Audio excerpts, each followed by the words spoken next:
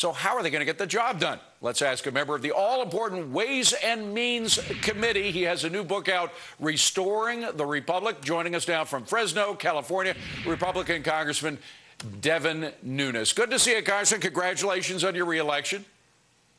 Well, thank you, David. I'm sorry I couldn't be in studio tonight, but thanks for having me back on. I appreciate you coming in. All right. How do you do it? You got a Democratic president, Democratic Senate. How do you go about beginning the idea of repealing something as massive as the health care law?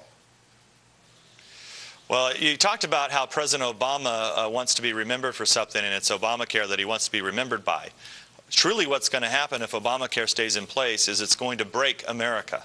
And what happened with Obamacare, the reason it didn't work, is because the existing government-run health care programs, Medicare and Medicaid, are broke, and they don't work. And what did Obamacare do? It put more people onto Medicaid. So therefore, those programs are breaking the country. They're what we call entitlement programs. This is a new entitlement program. The government has not dealt with it.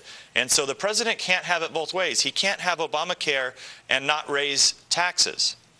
Okay? You have to either repeal Obamacare so that we don't have to raise taxes, or you keep Obamacare and you raise taxes. He is still the president, and he can veto anything that comes out of Congress. And, of course, the Senate's not going to go along with the Congress either. So how do you do it? Within the next 2 years, assuming that you're going to try to repeal it before he leaves office, how do you go about that? Well, it'll be one step at a time. Obviously, the Republican leadership, John Boehner, has said that he will talk to the president. He'll try to work with the president where he can, as we should. We have big problems to solve in this country, and we need to have bipartisan cooperation to do it. However, the country wants repeal of Obamacare. The country needs repeal of Obamacare, and the House of Representatives will repeal Obamacare.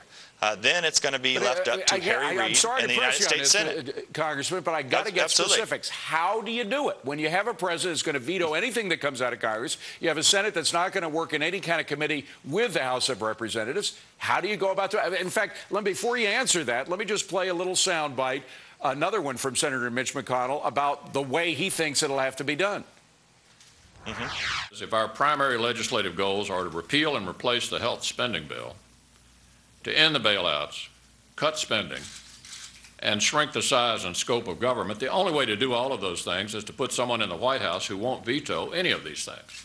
So Mitch McConnell's saying the only way you can do it is by waiting until 2012, changing the person at the top. Do you agree, or do you think there can be some repeal before the president leaves office if he's voted out? Well, look, my hope is that President Obama will come to his senses. If he doesn't want to raise taxes on the American people, which he should not, and we want to get focused on jobs, then he will support repeal of his bill. Now, look, there are some things that we could leave in place, but the bulk of the bill that throws more people onto Medicaid needs to be gone. And we will pass it. You ask how we're going to do it. Well, we'll pass it in the House. I don't know what Harry Reid and the Senate will do, but if they don't come to their senses, it's as I started out with, David, President Obama will break this country.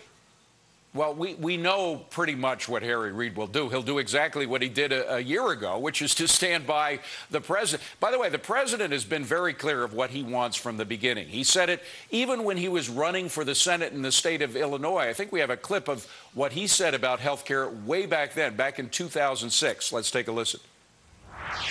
I happen to be a proponent of a single-payer universal health care plan. So the president wants single payer. He wanted single payer back in 2006.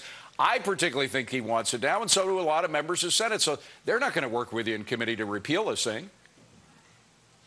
Yeah, I understand that, and therein lies the problem.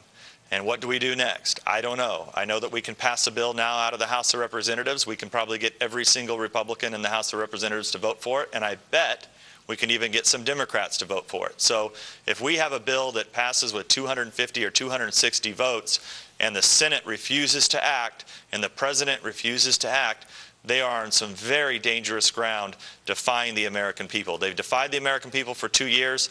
In my estimation, it hasn't worked very well because, quite frankly, the Republicans didn't deserve the power that's been granted the way that they acted in the previous time we were in power.